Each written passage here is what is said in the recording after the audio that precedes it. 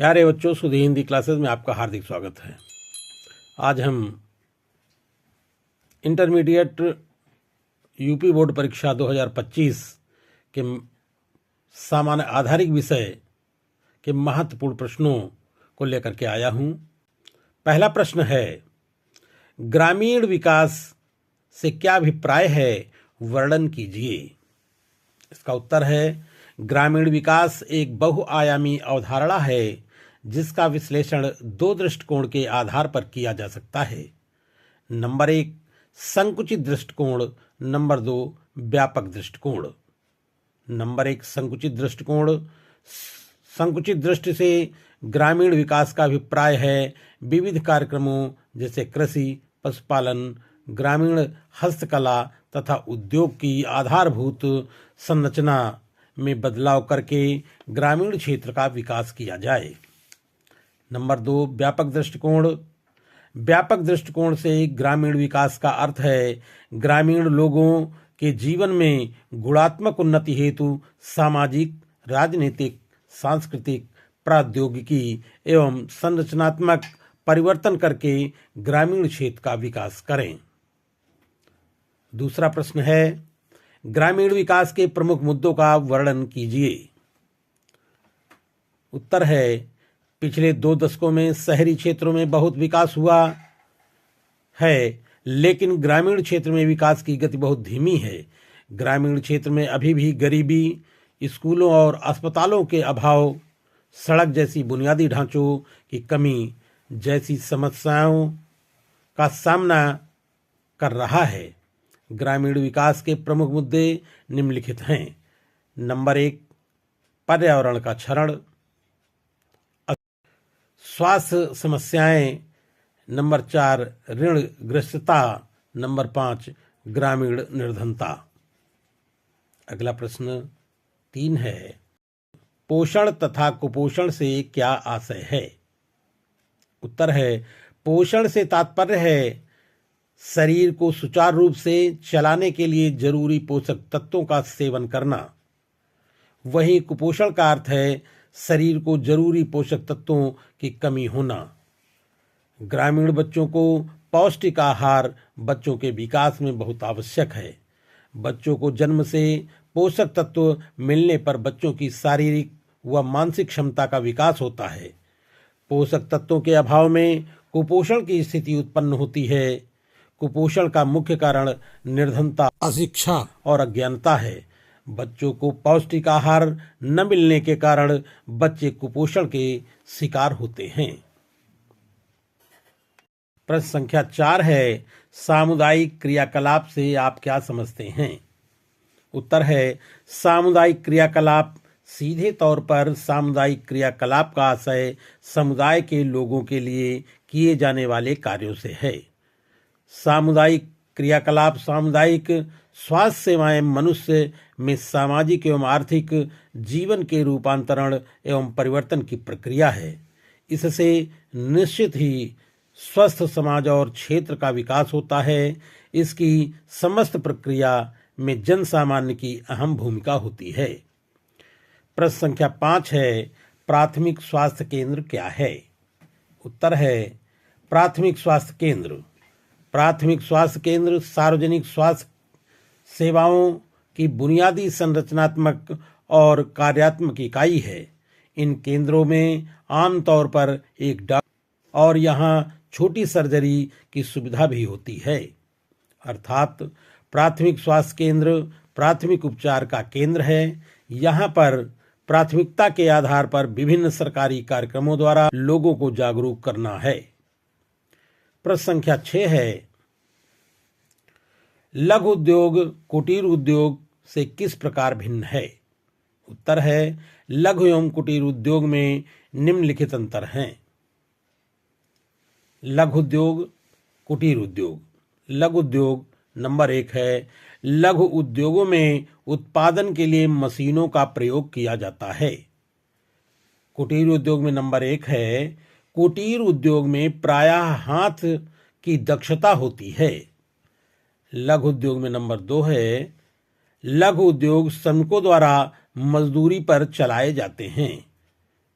कुटीर उद्योग में नंबर 2 है, कुटीर उद्योग प्रायः परिवार के सदस्यों की सहायता से चलाई जाती है। प्रश्न संख्या 7 है, लघु एवं कुटीर उद्योगों के विकास के लिए 4 सुझाव दीजिए। उत्तर है, लघु एवं कुटीर उद्योगों का विकास निम्न प्रकार से किया जा सकता है। नंबर 1, पर्याप्त मात्रा में सुविधाएं उपलब्ध कराई जानी चाहिए जिससे यह उद्योग प्रतिस्पर्धा का सामना करने में सक्षम रहे। नंबर 2, सरकारी विपणन समितियों की स्थापना की जानी चाहिए। नंबर 3, तैयार माल की क्रय विक्रय नीति में परिवर्तन होना चाहिए।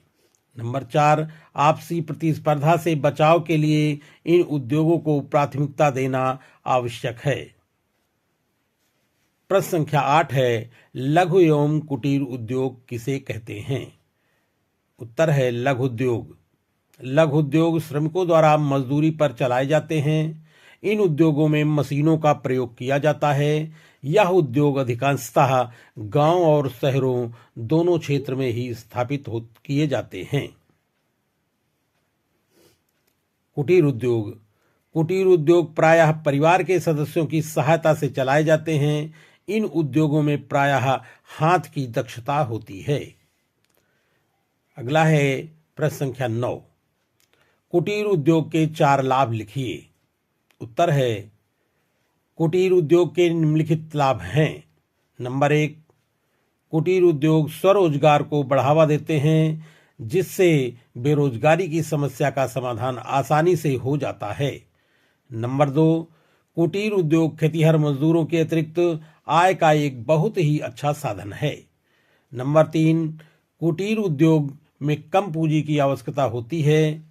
एक सामान्य वर्ग का व्यक्ति अपनी आर्थिक स्थिति सुधार सकता है।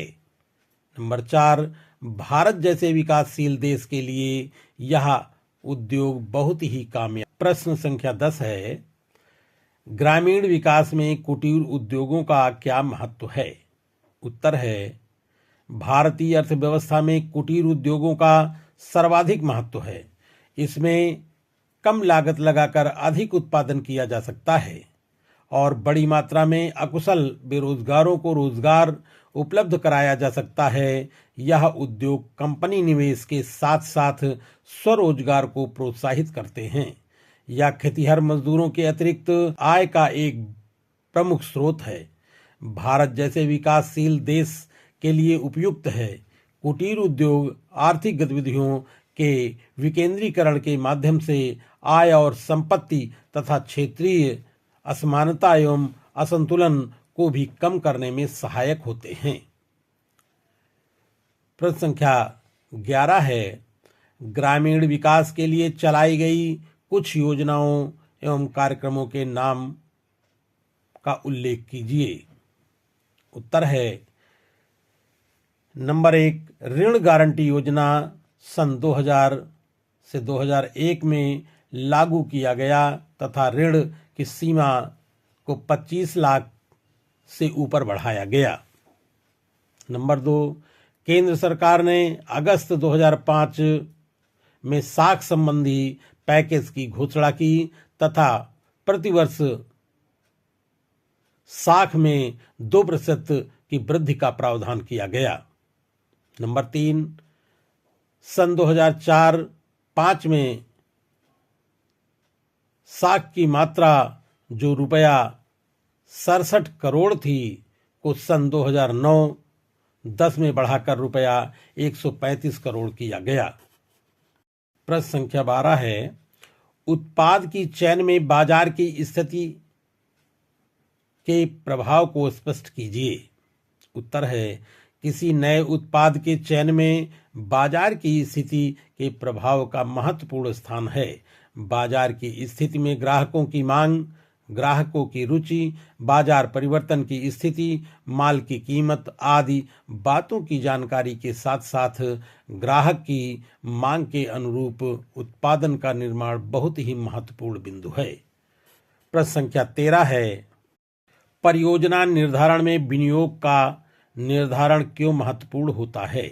उत्तर है, किसी परियोजना के निर्धारण में विनियोग का निर्धारण सबसे महत्वपूर्ण बिंदु है, क्योंकि परियोजना के चयन के उपरांत उसमें परियोजना कितनी पूंजी विनियोजित करेगा, इसका पूर्वानुमान लगाना तथा उसे विनियोजित पूंजी की व्यवस्था बैंक तथा उद्योग निदेशालय से करना उद्यमी का महत्वपूर्ण कार्य है। प्रश्न संख्या 14 है, किसी परियोजना का मूल्यांकन कैसे किया जाता है?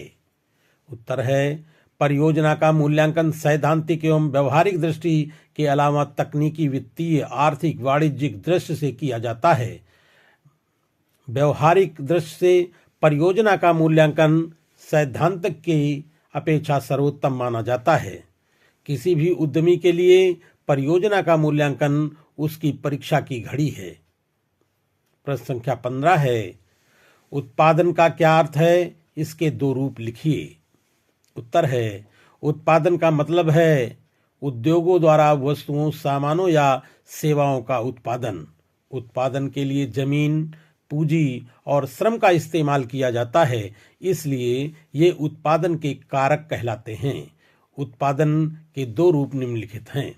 नंबर 1, जब किसी पदार्थ के रूप, रंग, आकार को बदलकर उसके गुण में वृद्धि की जाती है,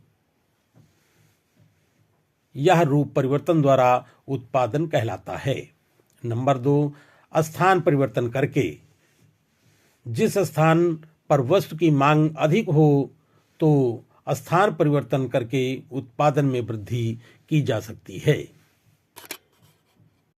प्रश्न संख्या 16 है, परियोजना के चयन में किन बातों का ध्यान देना चाहिए? उत्तर है, परियोजना का चयन करते समय निम्नलिखित बातों का ध्यान देना आवश्यक है। नंबर 1, बाजार की स्थिति का पूर्वानुमान लगाना। नंबर 2, व्यवसाय के नए नए अवसरों की अधिकाधिक खोज करना। नंबर 3, नए लाभप्रद इकाई का चयन करना। नंबर 4, समाज में नए उपक्रमों की स्थापना। नंबर 5, व्यवसाय के वर्तमान एवं भविष्य का पूर्वानुमान। प्रश्न संख्या 17 है, समविच्छेद बिंदु किसे कहते हैं? उत्तर है, व्यापार में समविच्छेद बिंदु वह बिंदु होता है जहां किसी उत्पाद या व्यवसाय की कुल लागत और कुल आय बराबर होती है।